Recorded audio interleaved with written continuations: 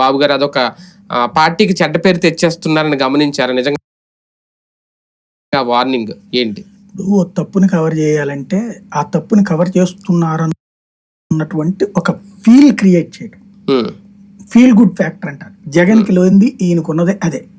ఇప్పుడు జగన్ అనంతబాబు ఇష్యూనో అంబటి రాంబాబు మాట్లాడినప్పుడు, ద్వారంపూడి చంద్రశేఖర్ రెడ్డి మాట్లాడినప్పుడు ఇట్లా మందలించాడని రాయించుకోవచ్చు కదా. అక్కడ ఎవడన్నా ఇప్పుడు ఆయన మందలించాడా లేదు తెలియదు, రాయించుకొని కూడా రాయించుకోలే. చంద్రబాబు గారు తిట్టింది మీరు ఎవరన్నా విన్నారా? ఎవరన్నా లేదు. మరి మిగతాదంతా బయట ఇచ్చిన ఆయన అదే ఎందుకు ఇవ్వలా? మిగతా అన్ని మాట్లాడినటువంటి ఆయన అది బయట ఎందుకు ఇవ్వలా? ఇది కేవలం పేపర్లకు లీక్ ఇచ్చారు. బాబు గారు ఆగ్రహం వ్యక్తం చేశారు. లీక్ ఇచ్చారా, వీళ్ళే రాశారు ఆయన పేరున, ఎవడు తెలుసు? బేసిక్ గా ఆయనే నిజంగా స్పందిస్తే పదిపాటి పుల్లారావుని పిలిపించాలి. ఏంటయ్యా ఏంది ఇది పద్ధతి అని అడగాలి.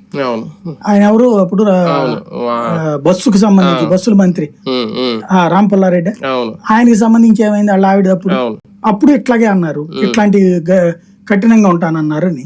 ఆయన కఠినంగా ఉంటానన్నారు, మళ్ళీ ఇది ఎట్లా జరిగినాయి?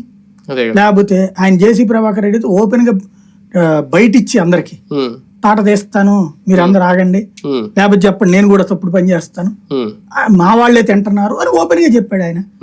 మరి ఏం యాక్షన్ తీసుకున్నాడు? ఈయన ఆపాడా?